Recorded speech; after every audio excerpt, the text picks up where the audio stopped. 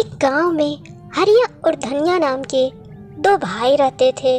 दोनों जंगल से लकड़ियां काट कर प्रतिदिन बाजार में बेचा करते थे और उसी पैसों से अपने परिवार का पालन पोषण करते थे। रोजाना की तरह एक दिन हरिया जंगल में लकड़ी काटने गया और हरिया नदी के किनारे एक पेड़ पर लकड़ी बैठकर काटने लगा। तभी लकड़ी काटते समय हरिया के हाथ से कुल्हाड़ी छूटकर नदी में जा गिरी। नदी का बहाव इतना तेज था कि हरिया को अपनी कुल्हाड़ी कहीं दूर दूर तक नजर नहीं आया।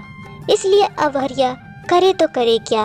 वह दुखी होकर बैठ गया और सोचने लगा, हे भगवान, ये क्या हो गया? मेरी कुल्हाड़ी तो नदी में गिर गई। अब मैं क्या करूं?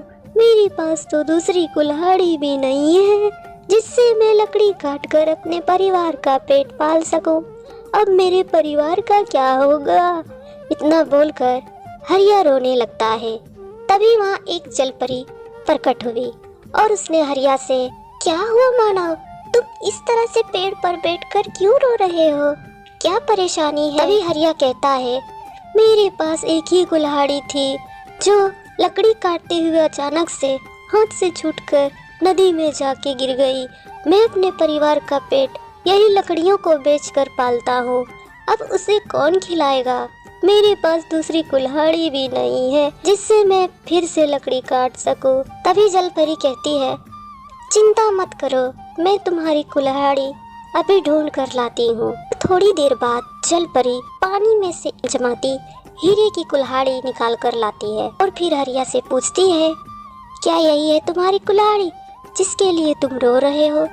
तभी हरिया ने कहा, नहीं नहीं, यह मेरी नहीं है। हरिया की बात जलपरी ने फिर से पानी में डुबकी लगाई और इस बार वो एक चमचमाती चांदी की कुल्हाड़ी लेकर प्रकट हुई और बोली, क्या यह तुम्हारी कुल्हाड़ी? इस बार भी हरिया ने मना कर दिया तो परी ने फिर पानी में डुबकी लगाई और इस बार वह लोहे की कुल्हाड़ी लेकर आई और उसने कहा, क्या यह तुम्हारी कुल्हाड़ी है? तो हरिया अपनी लोहे की कुल्हाड़ी को देखते ही पहचान गया और कहा, हाँ, यही मेरी कुल्हाड़ी है। हरिया की बात पर जलपरी बहुत खुश हुई और हरिया की ईमानदारी पर खुश होकर जलपरी ने हरिया को साधारण कुल्हाड़ी को अपने जादुई शक्ति से एक जादुई कुल्हाड़ी बना दी और हरिया को देते हुए बोली, यह लो तुम्हारी कुल्हाड़ी। और हाँ, यह कोई साधारण कुल्हाड़ी नहीं बल्कि यह एक जादुई कुल्हाड़ी है जिसे तुम अपने जीवन में काम ला सकते हो। इस कुल्हाड़ी से तुम जो चाहे कर सकते हो। मैं तुम्हारे ईमानदारी पर बहुत खुश हुई, इसलिए यह मैं तुम्हें दे रही हूँ। यह कहकर जलपरी ने हरिया को कुल्हाड़ी दे दी और फिर हरिया खुशी खुशी अपने घर आ गया। घर आकर हरिया ने यह बात अपनी पत्नी को बताई।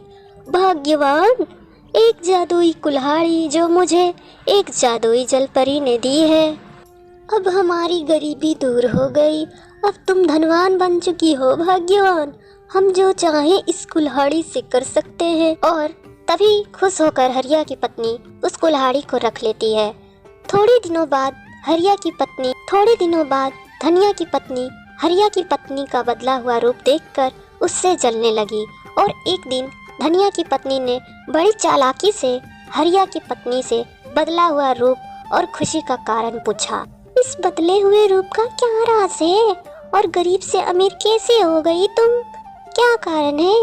मुझे भी बताओ, मेरी भी थोड़ी सी मदद हो जाएगी जिससे मेरी भी गरीबी दूर हो जाएगी। धनिया की पत्नी की बात को सुनकर हरिया की पत्नी बोली, यह एक जादुई कुल्हाड़ी है जो एक जलपरी ने दी है और हम जो चाहें इससे मदद ले सकते हैं और हमारे पास जो भी सब इसी जादुई कुल्हाड़ी की वजह से है। हरिया की पत्नी की सारी बात को सुनकर धनिया की पत्नी ने सारी बात अपने पति धनिया को रात में बताई। अब धनिया ने अपनी पत्नी की बात सुनकर वह भी ठीक वैसे ही करने का सोचा जैसे हरिया के साथ हुआ। अगले दिन धनिया भी नदी के किनारे जाकर पेड़ पर चढ़कर लकड़ी काटने लगा और लकड़ी काटते काटते उसने जानबूझकर कुल्हाड़ी को नदी में फेंक दिया और वह भी दुखी होने का नाटक करके बैठ गया। थोड़ी देर में वह जलपरी फिर से वहां प्रकट हुई और धनिया से कहा, हे मानव, क्या दुख है? तुम इस तरह से क्यों दुखी हो? जलपरी की इस बात पर धनिया मन ही मन खुशी होने लगा और लालच भरे मन से बोलने लगा, जलपरी जी, मेरे पास एक ही कुल्हाड़ी थी और वह भी पानी में गिर गई।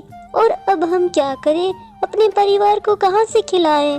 घर में एक भी अन्न का दाना नहीं है और इस लकड़ी को इसलिए काट रहा था ताकि मैं बाजार में बेचकर अनाज लाकर अपना परिवार का पेट पाल सकूं। लेकिन मेरी कुल्हाड़ी नदी की धारा में बह गई, इसलिए मैं दुखी हूँ जलपरी। धनिया की इस बात को सुनते जलपरी ने कहा, तुम चिंता ना करो, मैं अभी लाती हूँ तुम्हारी कुल्हाड़ी। और जलपरी पानी में गई और अपने साथ एक चमचमाते हीरे की कुल्हाड़ी लेकर प्रकट हुई। यह देखकर धनिया खुश हो गया और कहने लगा, हाँ हाँ, यही मेरी कुल्हाड़ी है जलपरी जी। धनिया के लालच को जलपरी पहले ही भाप चुकी थी और फिर जलपरी बोली, हे लालची मानव, मैं तुम्हारी बात को अच्छी से समझ गई हूँ। तुम लालची हो, इसलिए तुमने जानबूझकर कुल्हाड़ी पानी में फेंक दी और अब हीरे की कुल्हाड़ी को तुम अपना बता रहे हो। जाओ, अब मैं तुम्हें कोई कुल्हाड़ी नहीं देने वाली, तुम्हारी असली कुल्हाड़ी भी नहीं। जलपरी गुस्से में आ गई और उसे और धनिया को कोई कुल्हाड़ी नहीं दी। जलपरी के इस बात को सुनने के बाद धनिया के पास पछताने और रोने के सिवा अब कुछ नहीं बचा और अब उसे अपने लालच की सज़ा मिल चुकी थी।